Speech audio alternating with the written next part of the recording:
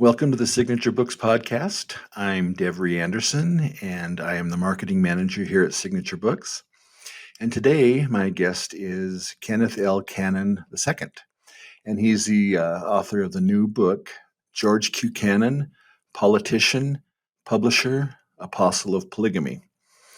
And it'll be out shortly, and we're looking forward to that. Now, Ken is a lawyer in private practice, and he's also an independent historian. And he's published many articles in professional journals and lectured widely on legal and historical subjects. He's a fellow in the prestigious American College of Bankruptcy, where he served on the Board of Regents. And he's also been an adjunct professor of law at the University of Utah and Brigham Young University Law Schools. And he served as a Fulbright Scholar on the University of Helsinki's Faculty of Law. All right, Ken, thanks a lot for joining me today. I really appreciate it. Thank you. And I think a lot of people are pretty excited about your book. And your book is on George Q. Cannon, as I mentioned in the intro, and you are also a canon. And so I think a lot of people might wonder, what's the relationship between you and George Q? So he's sort of my great-great-grandfather. So how's that for an answer? That's a good one. My great-grandmother was an adopted daughter of George Q and Elizabeth Hoagland Cannon. And I'm Cannon. Otherwise, I'm also descended from George Q's brother, Angus. He's my great-grandfather. So I'm descended from these two guys, but not really, biologically at least. So. Oh, okay. So we'll have to let people just kind of sort that one out in their mind, how that all works even. You don't want to try to figure it out. So how long have you been researching George Q. Cannon's life? So not very long, in the last few years while I've been writing the book. What I have done, though, is I've done a lot of research and published a couple of articles about his three oldest sons, who were kind of an interesting comparison and contrast. And so along the way, by researching and writing about John Q, Frank, and Abram Cannon, I learned a lot about their father. And so I was doing research on them, but mostly indirectly. Okay. It's just been the last few years since Signature asked me to write this book that I've been directly researching George Q. Cannon's life. Okay, great. I remember when his journals came out a few years ago when the Church History Library released them. There was a lot of excitement about that. So I think there's always been interest in him, and we'll talk about why in a little bit. It was interesting to read about the family's conversion to Mormonism in England, and then his mother was really the driving force behind getting them ready and able to immigrate, saving money in that. And it was really heart-wrenching to read that she died on the voyage and had to be buried at sea. And I picture that scene of his family there saying goodbye to her and seeing her just dropped off the edge of the ship. They put her on a board, attached weights to her. She had died from complications of childbirth. And the whole family just stared and watched while, it was traumatic for all the kids, as well as I'm sure of her husband. Oh, George yeah. He would have rather died than have to go through watching his mother buried at sea. Yeah, and that was hard to read because you just visualize that whole scene. And did he talk about her much in later on? Was she somebody that came up for him? He did sometimes. He was very close to her. He was the oldest child. They had a very close relationship, and he did occasionally reference her in speeches, talks that he gave in his diary. And as I say, that the experience of watching her buried at sea was very traumatic for him. Decades later. It's traumatic just to read. I mean, just to read about it was just pulled on my heartstrings, and so I can't even imagine what they went through. Yeah. And so he was, once in America, he was one of the missionaries to the gold fields and in California, and then was called from there to go serve in Hawaii. And he was there for a little over 3.5 years. I guess 43 months is 3.5 years, 3 years and 7 months. Yes. And which is quite a while. And he learned the language over there and seemed to learn it quickly. When we were publishing the book on Francis Hammond, Island Adventures, I think there was a lot of talk about how people were amazed. Some missionaries really struggled to learn it. He seemed to learn it pretty quickly. And just kind of wondering about that a little bit. When he left Hawaii, there were 4,000 converts, I guess, in the islands by the time he left. So considering his ability to learn the language and just his personality, how much of these conversions was he responsible for? Was he considered the missionary? I think in a lot of ways he was kind of the missionary. There were 10 missionaries sent from the goldfields to the Sandwich Islands. In the first few months, 5 of the 10, including the guy who had been designated as a mission president there, left. George Buchanan had a very, what he considered a very sacred experience where he was told, "Hey, take the gospel to the native Hawaiians." They had understood when they went that they were really principally called to try to teach and baptize white people, European immigrants Europeans who were living in Hawaii. There were a few people in commercial, but mostly they were white Protestant and Catholic missionaries. Okay. That was my question. I was going to ask if they were there as missionaries as well, because white people over there, I think religious reasons would have been the main.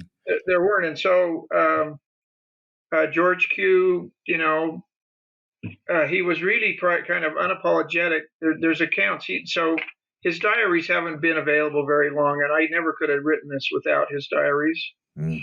But he did write an account. He published a book called My First Mission. He sort of forgot about the gold mission, which he didn't like very much. But he did write a book about the Hawaiian mission, and his diary account and the Hawaiian mission follow each other pretty closely. He's far more inclined in his diary to be critical of the guy who left as mission president. In my first mission, he kind of said, well, you always kind of want to follow church leaders if you can, but this was important. In his diary, in his journal, he was far more critical of the mission president leaving. But then it was really so the 5 of them, and he was the catalyst. And he talks about regularly about having they'd go visit groups of people and baptizing 30 or 40 or 50 or 100 native Hawaiians at a single time. Yeah. A significant, maybe even the larger part of the 4,000 plus, he probably had something to do with their baptisms. And it's amazing too. It was really a Herculean task to translate the Book of Mormon into Hawaiian, I would think, especially for someone who wasn't a native Hawaiian native speaker. I know he had help from some natives there, but still, I can't imagine that task. Now, that edition of the Book of Mormon, has it held up well? Do you know, have there been a lot of revisions to it over the years, or did it? I don't know that there's a more modern, I don't know the answer to that, but I don't know of a more modern translation into Hawaiian. I mean, I don't know that everybody in Hawaii speaks English at this point, but I think it was pretty good. He one thing that's very clear about George Buchanan is that he was very, very smart. He was charming. He was engaging. He was pugnacious. He was fearless, but he was also just genuinely flat out very, very smart. And he took to the language. Initially he had trouble, and then he did. And then he was also smart enough to get help from a guy who was an important convert, and then from another guy who was a convert who was. They were both quite well educated, and they were very helpful to him in kind of polishing his translation. But and probably should be given more credit than the historical record has given. But he did a significant part of it. I mean, he was the catalyst for it. He had the idea for it. He decided to do it, and it was an important thing in his life to do. And it continues on after he leaves the islands, because the translation wasn't published while he was there, although he was the one who put it together, but he did it later. The printing press, they secured the press, and it was in San Francisco, I believe, right? Where he went to meet up with the press? While he was still on his mission, they started to raise money to purchase a press to publish the Hawaiian version of the translation of the Book of Mormon, and we're getting ready to order it when as he left the Sandwich Islands for home. He stopped in San Francisco for a while. His life is just so interesting. He probably knew Parley P. Pratt, but Parley P. Pratt, George Q needed money to get home to Salt Lake City. Parley P. Pratt realized that he had a lot of talent in front of him, and George Q edited the bulk of Parley P. Pratt's autobiography while he was working for Parley Pratt in San Francisco on his way home from Hawaii. When he got back to Salt Lake, he thought he was going to be called back. He got married quickly. He thought he and his wife were going to be called back to Honolulu to publish the Book of Mormon. The press was actually originally delivered to Hawaii, to Honolulu. Parley Pratt said, no, I want that here. I'm going to publish. We can publish the Book of Mormon in Hawaiian, but we also need to publish a newspaper here. And so he had the press brought to San Francisco, but it actually made a stop along the way in Hawaii. And it needed some repairs too once it got to San Francisco. So they repair the press, they secure the type, and I remember which letter was it that they needed so many of? Okay, that's right. Lots and lots and lots. And if you look at written Hawaiian, it has lots and lots of K's. So they had to get that, and then setting the type and getting it printed, and then sent to Hawaii. So that was really another Herculean task that he was involved with. And Parley Pratt. So George Q gets called back. He and Elizabeth Hoagland, his first wife, get called to San Francisco. On their way, Parley Pratt leaves San Francisco. George Q gets there, says, what am I supposed to do now? He tracks Parley Pratt down. Parley Pratt says, I'll make you the mission president here. You go publish the Book of Mormon, but you're probably also going to need to publish a Mormon newspaper in San Francisco. And yeah. so. Oh, yeah, and actually I want to talk about that too, with the establishment of the Western Standard, which was meant to be a paper to defend Mormonism. And Absolutely. So it ran for about a year. Well, was it February of 46 to November 50? Or 50, I'm sorry, November 56 to November. It was like 50. I want to say it's like 54. Well, I have down here February 56 to November 57.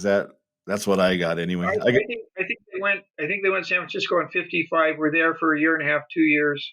Their oldest son, John Q, is born in 1856 in San Francisco, and they published the Book of Mormon in Hawaii, and also published the Western Standard. And so has this paper with this mission to defend the church, and I imagine he's doing most of the defending in the paper. My right? guess is the other thing about George Q. Cannon was he was smart.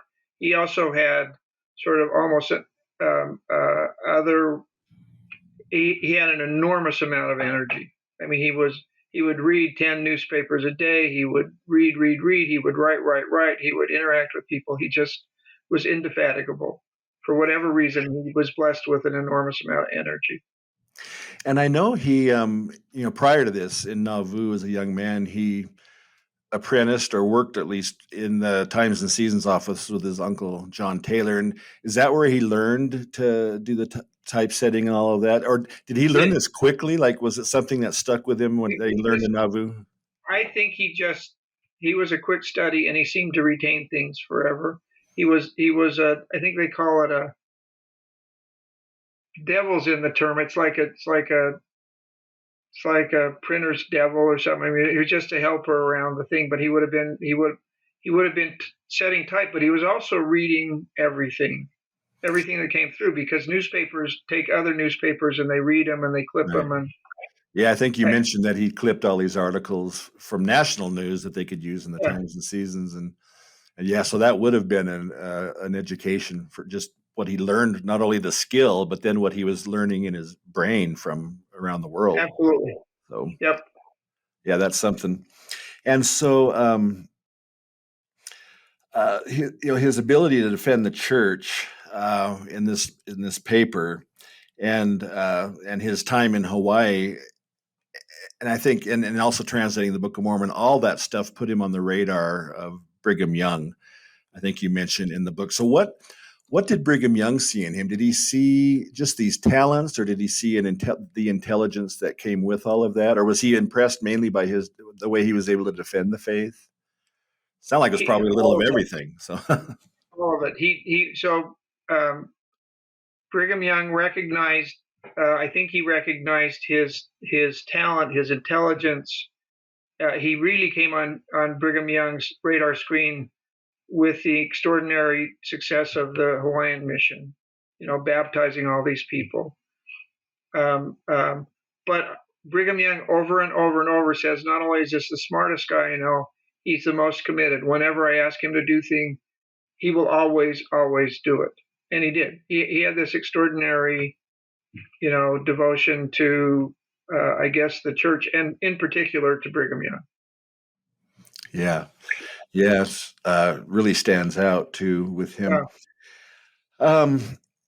So after that, I know he went, I guess probably because of the reputation as a defender of the faith and having had this newspaper, he was sent on an assignment to the East, which basically was to convince the Eastern press to write positive things about the church. And was he successful in that? Was he able to pull that off? I don't think particularly, but it's always hard to gauge his success because even in his time in Congress, when he was Utah's delegate to Congress, you say, well, what did he do? And the answer is, it's hard to say because it's more what he prevented. My guess is that he was more successful by preventing bad press than he was successful in encouraging positive press. His assignment was really interesting, and it was sort of dreamed up by Brigham Young with the help of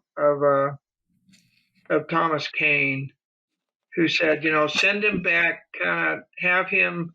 He didn't go as a missionary per se. He sort of went undercover. He was supposedly a prosperous young businessman who was interested in talking to people about the LDS Church, but he wasn't. He did not identify himself. He was told not to identify himself, and he did not as a missionary. He was out there just trying to spread goodwill. And there's a long history of George Buchanan sort of directing bribes to people, usually not to politicians, but often to journalists. And it wouldn't be surprising to me if I learned that he had a little bit of money to spread around among journalists to plant positive stories about the Mormons, even in the late 1850s when he was on the East Coast doing this. Yeah. The bribes come up, and to get people to, not to spoil a book, that's a good teaser for people to read the book and learn about some of that stuff as well. Yeah. So he's called to be an apostle in 1859, and Parley P. Pratt had been a friend of his, and Parley P. Pratt is murdered, and he's called sometime later. It took a couple of years, right? 2.5 years or so. A couple of years later. That vacancy was in. Pratt was killed while the Western Standard was going because George Buchanan wrote an editorial about Parley Pratt in the Western Standard, so it had to have been 1856 probably. Okay. When he was killed. So it was a couple of years before they replaced him, but they replaced him with George Buchanan. George Buchanan did not know he'd been called as an apostle for 6 or 7 months. He was East, and I don't think anybody wanted to risk the possibility of intercepting a communication to him. I don't think he knew very quickly. And it took about 10 months after he was called before he was ordained an apostle, I think. That's correct. And then he goes to England. I can't remember if it's right after that or shortly, around 1860. Didn't he go back to England? Right after. And it was interesting because by now he's a polygamist. And I know you mentioned that was hard on Elizabeth, his first wife, when he took a second wife. But he gets to bring her to England, but they have to leave behind their children. And the plural wife is taking care of the children. I can't imagine how hard that would have been on him, but especially Elizabeth, to leave their children. And they were gone I know she came back to the States first, but she was gone for a few years. They were gone for 3 years. So would their youngest children have even remembered them? How old were the kids when they left? So John Q was born in 56, And Frank, these are the three guys that I've been researching forever. John and Frank and Abram, and they were born in 1859. So they were, the two were Frank and Abram were a couple months apart. They would have been toddlers, and John Q would have been a 5-year-old when they left the three with Sarah Jenny, who was the second wife, and So Frank's mother. when Elizabeth returned, and then George Q, their children had to learn who they were. Those younger ones, anyway. They absolutely did. And I don't know if are there other cases where a husband and wife both go like that and leave their kids behind. I've never heard of that. I never found one. And you know who told them to do it? I think I don't know this for absolutely certain, but I believe the person who told them to do that was Brigham Young. Mm-hmm. And I have no idea.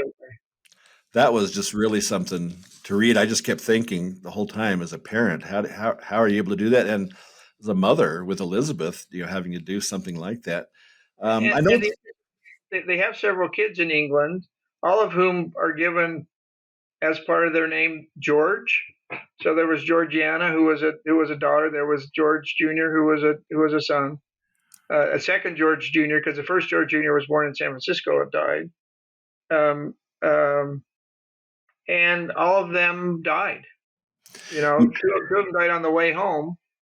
Actually, one of them got to Salt Lake City, but all the kids that they had in England, none of them survived to much of an age at all. Yeah, and I was going to ask because I know Georgina. Was it Georgina? She died.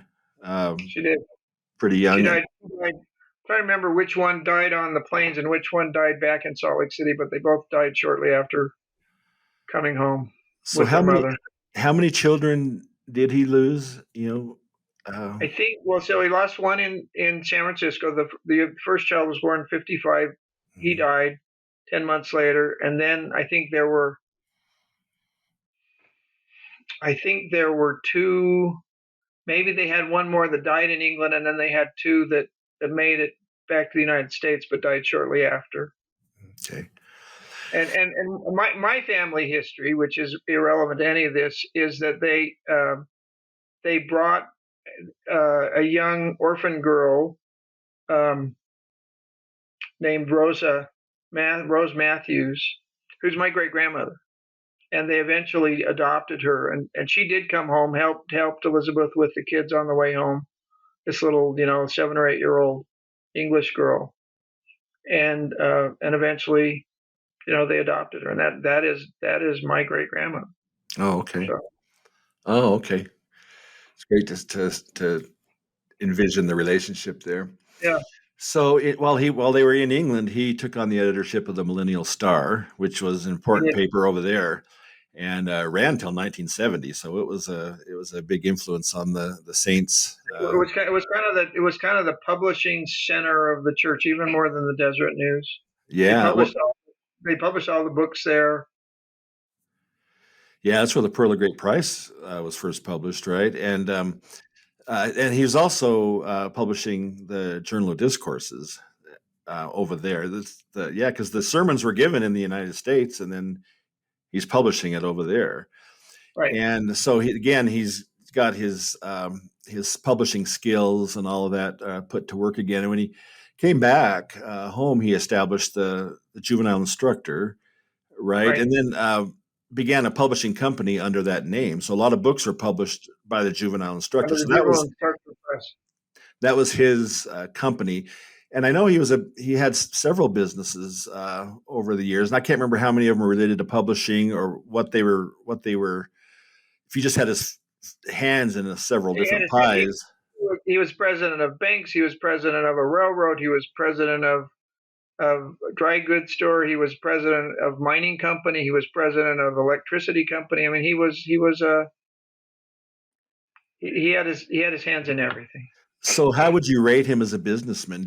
Were these businesses all successful, or? No, most of the publishing house made enough to survive. The Juvenile Instructor, which was basically a magazine for young people in the church, survived, but I don't think were particularly profitable. Most of his business ventures were not profitable. He was not the two things I think most people who knew him well, who didn't have kind of an anti-Mormon kind of viewpoint, liked George Buchanan. The two places you didn't want to deal with him were in business or in criticizing his children, his family. He did not take kindly to being criticized in business, and he took very unkindly to having his children criticized. Okay. Well, he, at this point, he's been an apostle, he's a businessman, he's been a defender of the faith, and he became really the lead defender of the church, I'd say. And if you had an anti-Mormon bias, I suppose he wasn't very convincing, but uh, and maybe to the saints he was, I suppose. But how would you rate him? Were his arguments overall in defense, were they sound? I know most of it would have been about polygamy. So how do you convince someone who doesn't believe in polygamy? A word that comes to mind is he was pugnacious. He was a very gifted writer, but he was pretty aggressive, and he could, like his. I spent a fair amount of time after this is getting ahead of ourselves, but after the Reynolds decision was issued by the Supreme Court in 1879, George Buchanan wrote a very able and exhaustively researched critique of the Supreme Court's decision in that is actually pretty sound. I mean, he did his homework, and he did very well. It's interesting, one of the most interesting things that happened to him in England. He would not only oversaw publications, he oversaw emigration from England of Mormon converts. And once there was a big ship, maybe the biggest group of immigrants ever was on a ship called the Amazon, which left from the church was centered in Liverpool, and most of the ships they took were from Liverpool, but this one left from London. And a little guy named Charles Dickens came down and watched the Mormon agent, as he called him, kind of oversee and organize the immigrants, and seeing them off on their way to America. And Dickens wrote a really fascinating essay about the Mormon agent and the Mormons, and interviewed George Buchanan, and came away saying he was very clever, but he was a very rough American. One of the things that I've always tried to do is to figure out whether he spoke with a British accent or whether he ultimately spoke as an American accent, because he lived most of his life in the United States. And Dickens would have said he said he had terrible grammar, and he was kind of a rough American, neither of which I believe, because he wrote beautifully, and I think he probably spoke the same way. Mm-hmm. And my guess is that he had an accent that sounded British to an American and American to a British person. At the same time, he visited the first professional U.S. diplomat in London, who noted in his diary that a very quick American Mormon leader had come in and spoken with him, and he said a very eloquent Englishman. And so 2 months apart, Dickens and this diplomat are describing his accent in directly inconsistent ways. Yeah, that's interesting. And he also met Abraham Lincoln. I can't remember, was that before Lincoln was president? While he was president. While he was president. It was while George Q was in England. He was called by Brigham Young to go back to the United States to visit President Lincoln to hype Utah statehood. And he met with him for an afternoon. That's right. And that's when he left. He left Elizabeth behind in England, and he back left her in England. He came across. Yeah, that's right. So he I was going to mention that the Lincoln and Dickens stood out to me as that would have been fascinating. He described Lincoln in very interesting. He said Lincoln had a story about everything. He knew all about the Mormons, but he wanted to talk about was farming. So, yeah, something else. He's got a Civil War to worry about, and so he wants to talk about farming. And so he also he was an advocate for women's suffrage as well. And did he give uh, public arguments for that as well? Because I imagine that would have been controversial, or at least if he had this gift to defend Mormonism, he must have had a great gift to defend that He as didn't well. talk about it often, but he was clearly he clearly supported women's suffrage. One of the favorite lines I found, there was a woman named Isabella Beecher Hooker, who was the sister of Henry Ward Beecher and Harriet Beecher Stowe.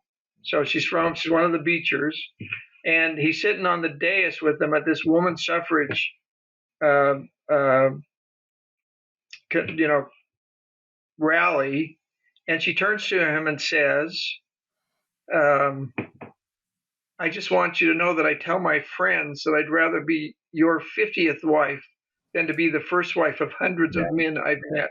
And Yeah, that's extraordinary, and it was clearly done in fun, but she liked the fact that he was supportive of women's suffrage. Absolutely.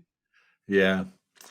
Well, it's interesting mentioning him as a polygamist again. He was the delegate to Congress for 10 years, so I guess that would have been 5 terms as a Right. congressman, and as a serving in Congress as a polygamist.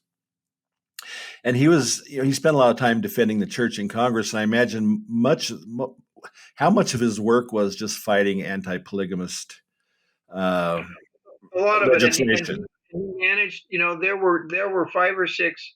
There were tens probably of bills introduced to limit polygamy and unlawful cohabitation, which was not banned by the Anti-Polygamy Act of 1861 or whenever it was enacted. Um, and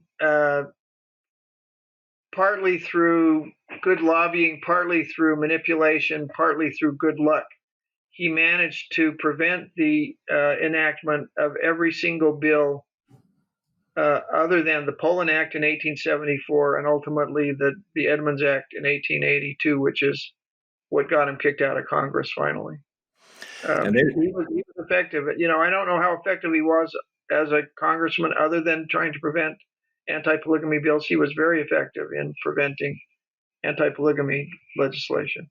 yeah, and with the passage of the Edmunds-Tucker Act, because you couldn't be a polygamist and hold office, and so he was kicked out then. With that enacted.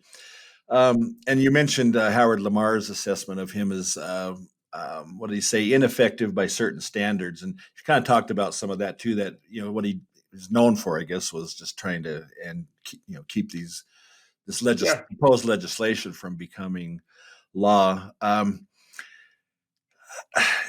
It, so with the passage of that act, it made polygamy a felony, and there were, and you note in the book, there were some successful prosecutions in 1883 and 84, but by 1895 there had been like 900 convictions for unlawful cohabitation, and federal agents were determined. They were kind of focused on Cannon and trying to get him. And it was interesting when John Taylor wanted to send him to Mexico, and he's on the train, and he's I think headed to San Francisco at this point.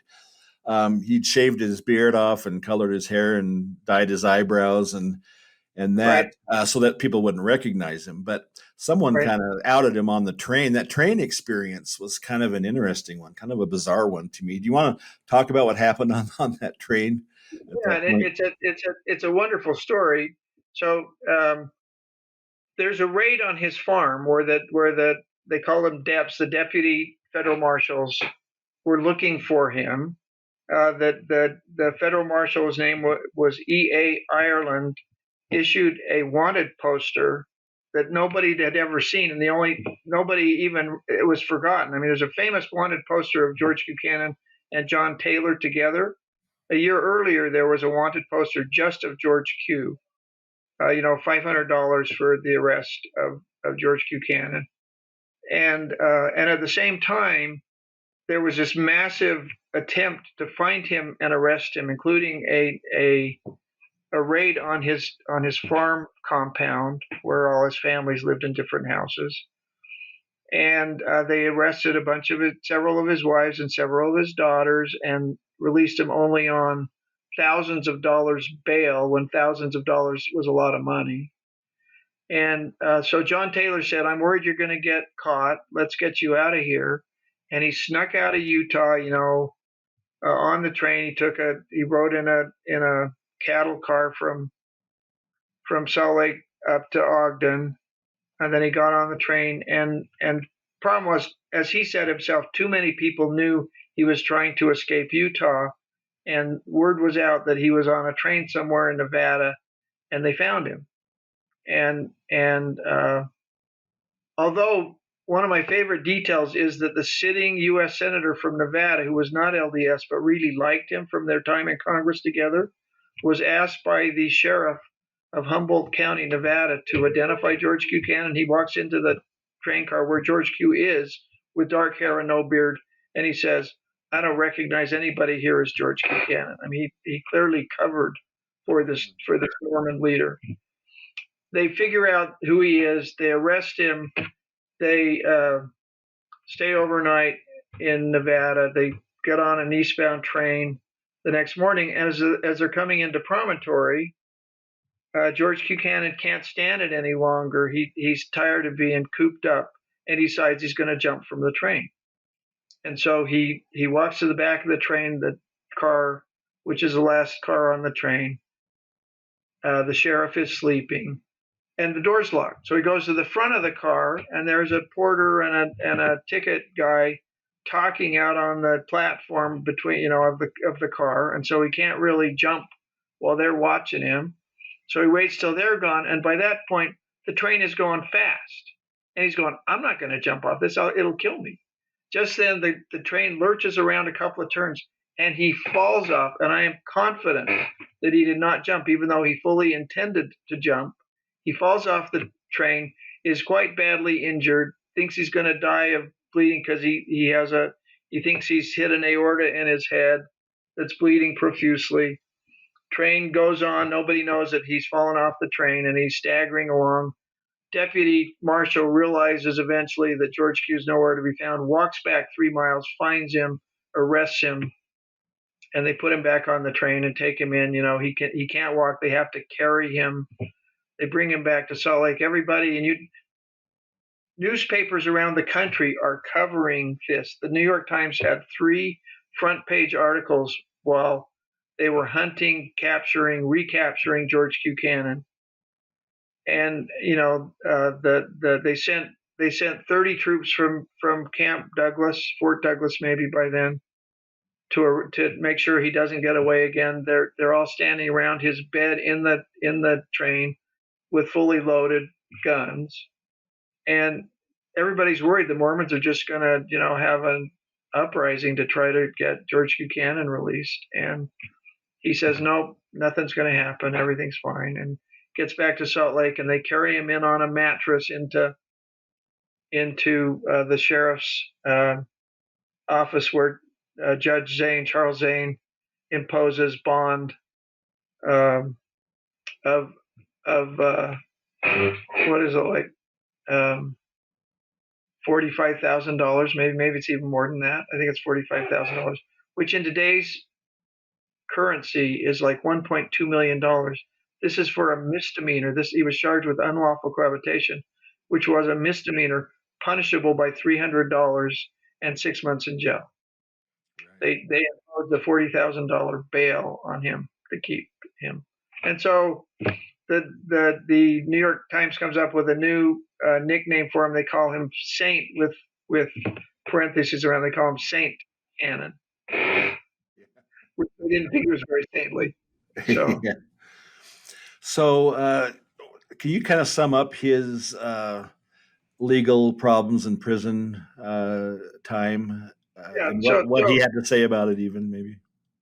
Yeah, absolutely. So, finishing the story, he's released on $40,000 bail, and he shows up. He's supposed to show up in 3 or 4 weeks to be charged, maybe even to be tried. And John Taylor tells him not to show up, so he jumps bail. So he's got $40,000, which wealthy, prosperous Mormons have put up for him. He jumps and he remains on the underground, avoiding arrest for 2 more years. And eventually he manipulates isn't too strong of a word. He orchestrates the appointment of a new judge by new president Grover Cleveland that his son Frank Cannon masterfully negotiates. When the new judge, Judge Elliott, is appointed and comes to Utah, George Buchanan surrenders, is charged, is convicted, and is imprisoned all on the same day in September of 1888. I think 1888. So he was on the lam for a couple more years after he fell from the train, and then he agrees to serve in prison. While he's in prison, he has the great pioneer photographer, his name is Charles Savage, come out to the prison, out to the territorial penitentiary, and take tens. He takes pictures of all the cohabs who are in prison, all Right. of them with George Buchanan in the middle of the photograph. If you look really carefully, he's wearing a formal tuxedo shirt and a bow tie under his prison stripes. And I think there's a reason for that, but you can read the book to find out why. Yeah. So you talk about him being, and I can't remember if this is in the book or in the Q&A that you provided for us for the newsletter that just went out. And folks, if you haven't read that and you're on our mail list, read the Q&A because that was really, really good. We had a Q&A with Ken about the book. But talk about him being the most famous Mormon next to Brigham Young in the 19th century. Yeah. So how did Mormons see him? How did the outside world see him? If you had to sum up. I think he was generally beloved by Mormons. They saw him as a person who was defending them, who was trying to fight for their rights, who was encouraging them. He was mistrusted and by people by people who did not like Mormons. He had lots of friends in Congress, none of whom was LDS. He had some enemies in Congress, but the real enemies were people in Utah who didn't like Mormons. He thought it was because they wanted to supplant Mormons for all the prosperity that they had created in Utah. I don't think it was quite that simple. But there's some great quotes. I mean, C.C. Goodwin, who was the longtime editor of the Salt Lake Tribune, referred to George Buchanan as the sweetest, smoothest, and most plausible sophist in all the round earth. The Washington Post editorially suspected that his benevolent bearing hid the quote blackness of his soul, end quote. I mean, he was extraordinarily controversial. He was viewed as the guy. The reason they imposed $40,000 bail was they thought he was the guy who was going to make the decisions and kind of try to. They thought they could end polygamy. The real problem was the people did not like polygamy and they wanted to make the church abandon polygamy. He was viewed as a guy, if you could put sufficient pressure on, to lead the church out of polygamy. They fundamentally misunderstood him. He was very devoted and committed to each church president in turn. He would, anything they would let him do, he would do. But when the final word came, he would defer, which is very surprising. Nobody outside the church believed that he would do that, but he really did. He wouldn't defer to anybody other than the church president. The church president he would defer to. So it's interesting because he never was president of the church, but he served in, was it Brigham Young, John Taylor, Wilford Woodruff, and Lorenzo Snow. Yeah. So and being one who did defer to the church president at the same time, do you see him evolving as a person? Did he kind of remain the same person as a counselor during this time? Did you see him evolve or his power evolve during his years in the First Presidency? Power did nothing but grow. Brigham Young's kind of right-hand guy for a couple of decades was Heber C. Kimball. Right. And when George Buchanan came on the scene, he kind of supplanted Heber C. Kimball as Brigham Young's right-hand guy. Brigham Young made him his personal secretary, had him write his speeches for him. And Heber C. Kimball said, George Buchanan is going to go up like a rocket and fall back to the earth like a stick. And it never happened.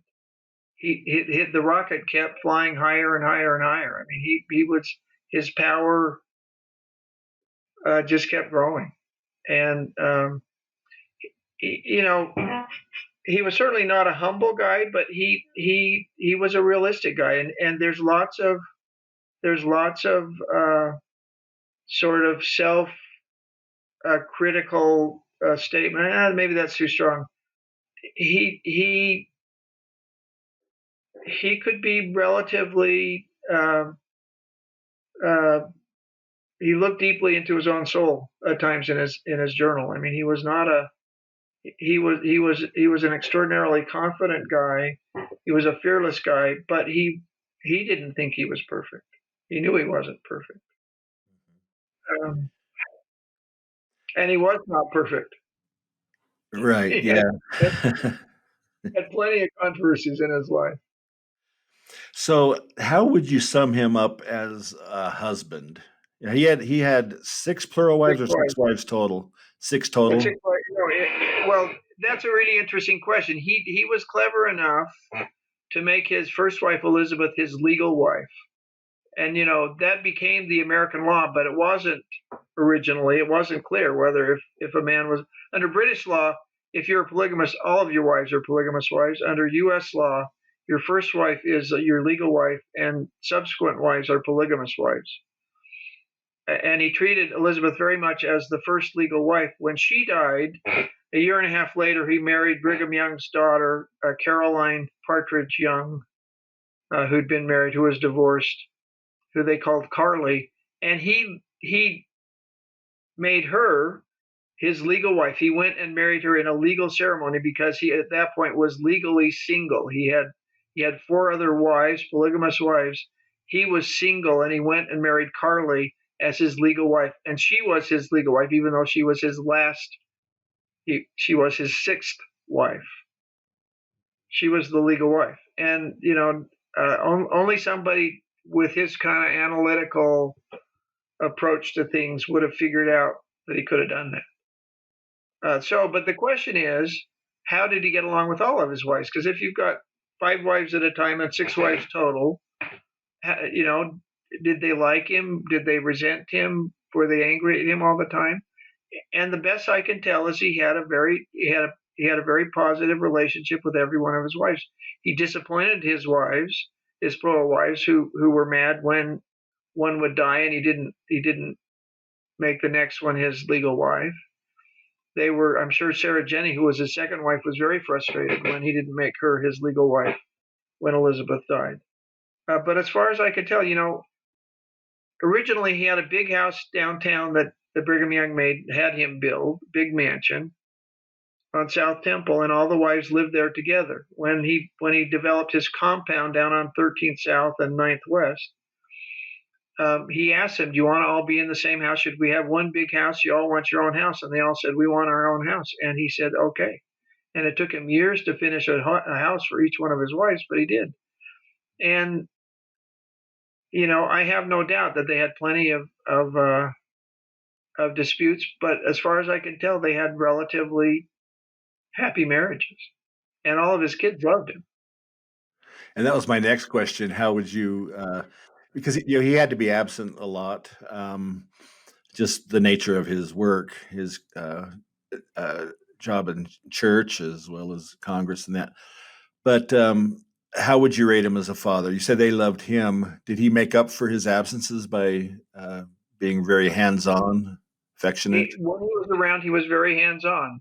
He would take, when he would go to Washington, D.C., when he went to Washington, D.C. as delegate from Utah, he took Elizabeth and 2 of his children. He never took more than 1 wife out into public like that. He brought Elizabeth, his legal wife, and several of his children, and they had a wonderful time. His oldest son worked for him in D.C. and had a wonderful time. He this was kind of an odd thing. He lived on the Jordan River. The family compound was on the Jordan River. Each one of his children, on their 8th birthday, on his or her 8th birthday, he would take out to the Jordan River and baptize them on their 8th birthday. And 95% of his kids, he made sure he was there on their 8th birthday, and he baptized them on their 8th birthday. He would write to them. He was very interested in education, was very important in the family. He was very proud of their accomplishments. He was very encouraging to them. He got very frustrated with them when they screwed up. I mean, Frank, who was the family screw up, he would often say, "I don't care if I never see you again." And yet he has Frank be the principal political liaison between the LDS Church and the federal government for a long time after he was frustrated with them. I mean, he loved his kids. He was not around very much. He was not, sort of hands-on in terms of being there because he was gone so much. But he loved his kids. He knew. There's a story that he meets 3 guys on a street, recognized 2 of them as his sons, and asks who their friend is. This third one, and the third one says, "But Father, don't you remember me?" And it's another one of his kids. And I think that's apocryphal, but it's a great story. Yeah. He did love his kids, and family was very important. When he was in England on his mission, he went to the Isle of Man, where his parents were both from, and spent 3 or 4 days getting to know all of his relatives in the Isle of Man. Family was everything to this guy, and he tried very hard to be successful in his family. And in the book, you open the prologue is about the golden anniversary of the Hawaiian mission when he returns there, and that was a great read, and you really get a sense of what people felt about him, people he had known 50 years earlier. And I'll let people read that, but I think it was a great way to open the book to really capture who he was, and as a person later in life, but people who knew him much younger. Uh, I loved him. yeah, seeing him again and just how they felt. And so that was, I thought, a masterful way to open the book.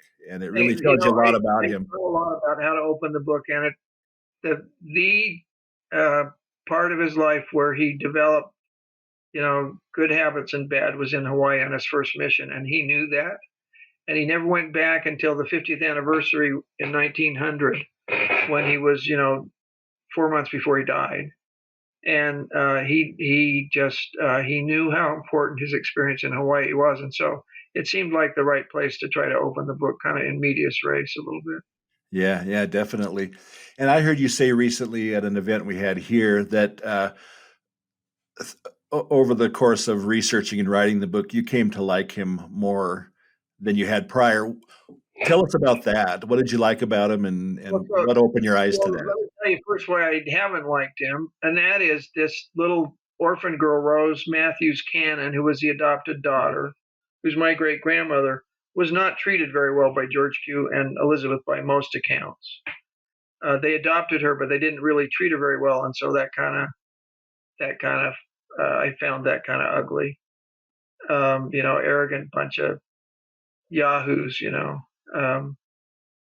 and as I came into this thinking, lots of controversy about this, lots of talent, but what a jerk. And I came away really like him. He was funny. He was fun. He was witty. One of the last things I found to include in the book, in the early 1890s, when he's been a member of the First Presidency for a long time. He sings a bawdy Irish song at a family gathering and says, "I guess I can do this because it's just family." I mean, having a 65-year-old first counselor of the First Presidency singing a bawdy song at a family party was something that I really enjoyed picturing in my mind's eye. He was very direct, and people were if somebody did something that he thought wronged them, he would go say, "You wronged me," I'm mad at you. How do we deal with this?" And most people were probably still mad at him after they talked. He said, "Well, I worked it out with them. Now everything's good." Um, but he wasn't hiding things. He didn't harbor grudges. He was very talented. He was very charming. He was very good at social interaction. Um, but he was genuinely kind of a good guy. I mean, he did things like he would bribe journalists, and he would manipulate things, and he oversaw the continuation of polygamy after the Manifesto with new marriages in Mexico and Canada, and um, and even in the United States. He could be duplicitous, but he was genuinely kind of a good guy, and I came away liking him much more before than I did previously. And he's one of these that, you think if had he never been converted to Mormonism, how much different the church would be had he never been a part of it. And it makes you realize what one person, the difference they make. Just his years in Congress defending the church publicly, just the skills he had as a publisher as well, all this stuff. Getting the Book of Mormon translated, had he not been there as one of those missionaries, that would have come much later. So much that just one person did, and you think about what it would be like had they not come along, and you see a different church in the 19th century, and then just everything that, just the snowball effect of all of that, or just or the domino effect, I should say. It wouldn't have been there. So he's one you have to keep in mind when you think of just what one person can do or what one person did. As a gifted speaker, writer, an apostle, congressman, First Presidency member, publisher, businessman, defender of polygamy, all of that. That was George Q. Cannon. And so this book will be out soon. It'll be out in a few weeks or early next month. And so I encourage everybody to get it. I think you'll find George Q. Cannon. There's a lot of curiosity about him, and this is a great read. A great book as part of our Brief Mormon Live series, but yours is longer than most of them, and so it's not just a little pamphlet. It's a good sized book. And I appreciated Signature letting me have it be a little bit longer. It's a big life to put in a few pages, and Yeah. I was very appreciative of that, actually. And Yeah. I thank you for the nice things you said about the book, Devery. And again, the book is George Q. Cannon, publisher, politician, apostle of polygamy. And did I get those in the right order? Because I don't have the cover in front of me right. I'm not sure whether publisher or politician comes first, but apostle of polygamy is clearly the third one. Good question. Yeah, but that tells you it sums him up in just the subtitle of the book. And so we're looking forward to it. And Ken, I really want to thank you for joining me today. I really appreciate it. And you have a great day, and we'll see you soon at book signings. Thank you very much, Devery.